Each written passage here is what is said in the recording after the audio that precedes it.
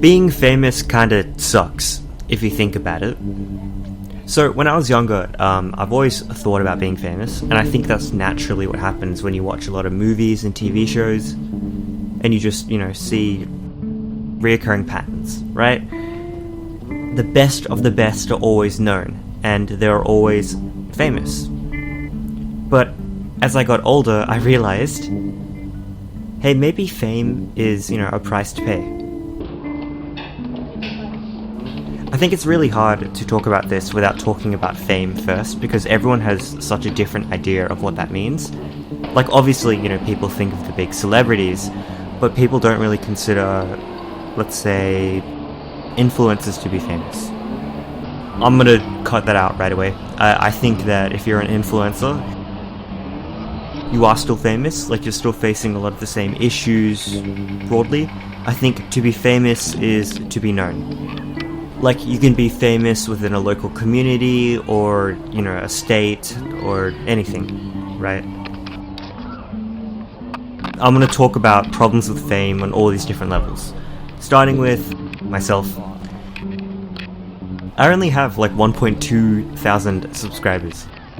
And I've been recognized in public twice, which doesn't sound like a lot, but it is if you have 1.2k subscribers and you're living in a city with 5 million people. The odds of that happening are kind of crazy. And I'm already a nervous person to begin with. In one of the circumstances, they came up to me and I was so scared because I was late to class and I was just like, damn.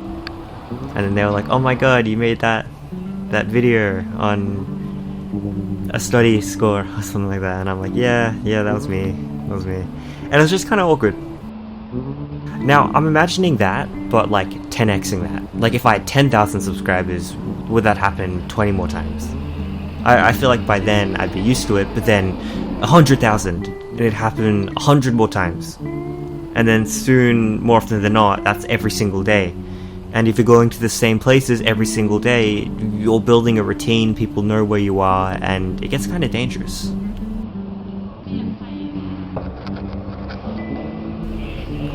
There's a common misconception that influencers make a lot of money, but that's only the top 1%. And the problem with influencers is that you only have a lifespan of 3 to 8 years, and then if you're not good, you're not good.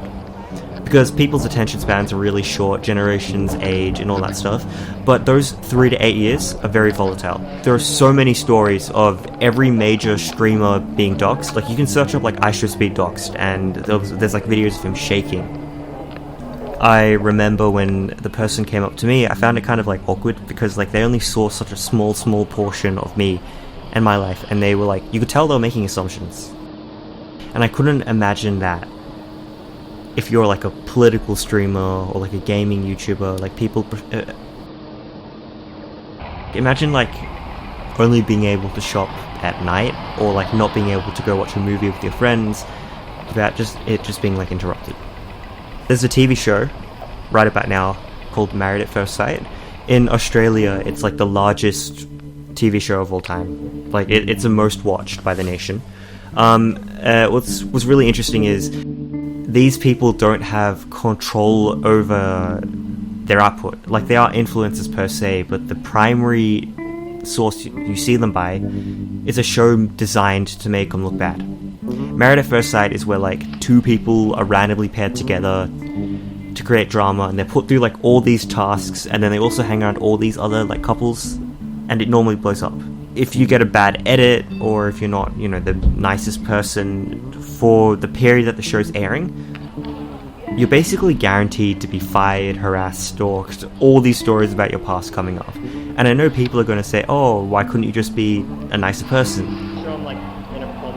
But, everyone does bad things, right?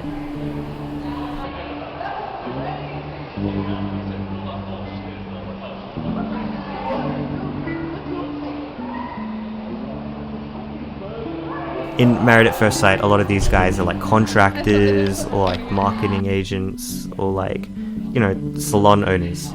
They don't have the resources / ability to say, hey, I don't want to be seen. And I get it. I know the most common criticism I hear is, oh, you're influencers, I'd rather have a lot of money and be comfortable and just be harassed all the time. But the truth is this isn't necessarily the case either.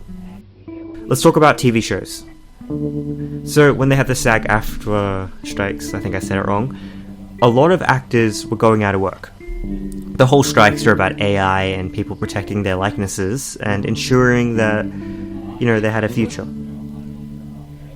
You found out that a lot of these actors were living paycheck to paycheck. Not like the big ones like Timothy Chalamet, but like the smaller ones, the people who are playing like side roles. Imagine you're like Carl from Shameless or like Malcolm from Malcolm in the Middle.